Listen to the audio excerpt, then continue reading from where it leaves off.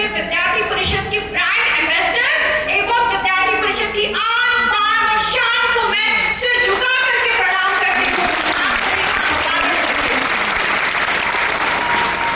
आज जब मैं अपने उद्घाटन सत्र के मंच की तरफ जब एक बार दृष्टिपात करती हूँ तो मेरा सिर गर्व से ऊपर हो जाता है। और उसका कारण क्या है कि यदि आज हम सभी उत्तर बिहार के अपने अपने जिलों में, अपने अपने नगर में, अपने अपने घर में यदि सुरक्षित हैं तो उसके पीछे एकमात्र कारण है और वो है हमारे भारत देश की सेना। और आज उस सेना का प्रतिनिधित्व करते हुए एक व्यक्ति, एक ऐसे कार्यकर्ता हमारे बीच उपस्थित हुए हैं। इस कार्यक्रम उल्लेख भी है और परवान भी है। और जब हम अपने के बारे में सुन रहे थे, का परिचय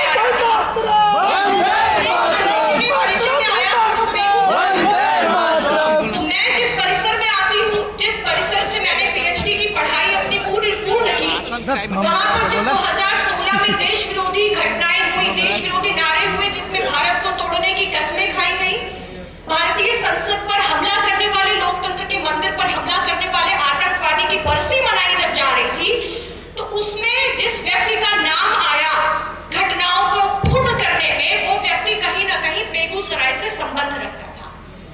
तो आज मैं इस मंच से कहना चाहती हूँ, उत्तर बिहार के प्रांत अधिवेशन के मंच से, कि बेगूसराय आज के बाद देश विरोधी गतिविधियों को करने वाले लोगों के नाम से नहीं बल्कि विद्यार्थी परिषद के पुरुषोत्तम जी जैसे कार्यकर्ताओं के नाम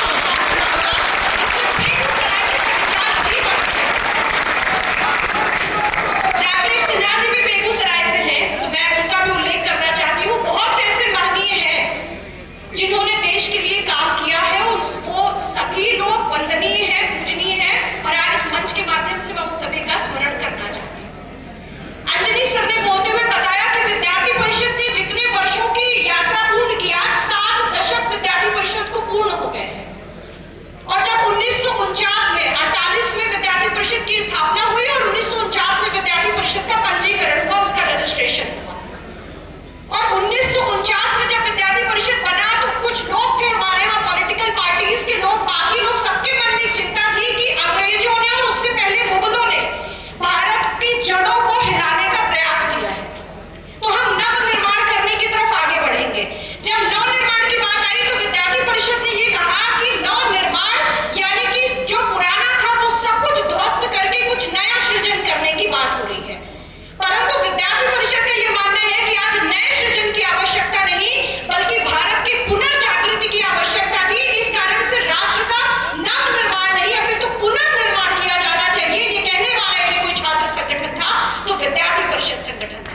और इसी उद्देश्य को लेकर के, राष्ट्र का पुनर्निर्माण, इस उद्देश्य को लेकर के, इस लक्ष्य को लेकर के विद्यार्थी परिषद की स्थापना हुई।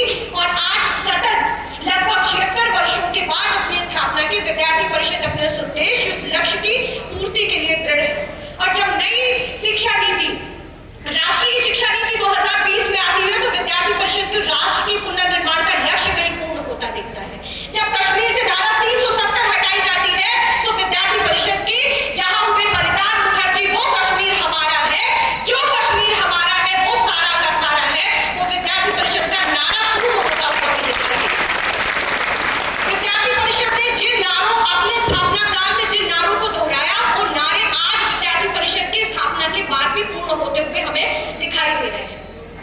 और मैं आज गर्व से एक और बात आप लोगों के आगे साझा करना चाहती हूँ कि इस वर्ष जब गोरखपुर में अधिवेशन हुआ तो हमारे निवर्तमान पूर्व के राष्ट्रीय महामंत्री याज्ञवल्क्य जी जो बैठे भी हैं सामने सभा मंडप में,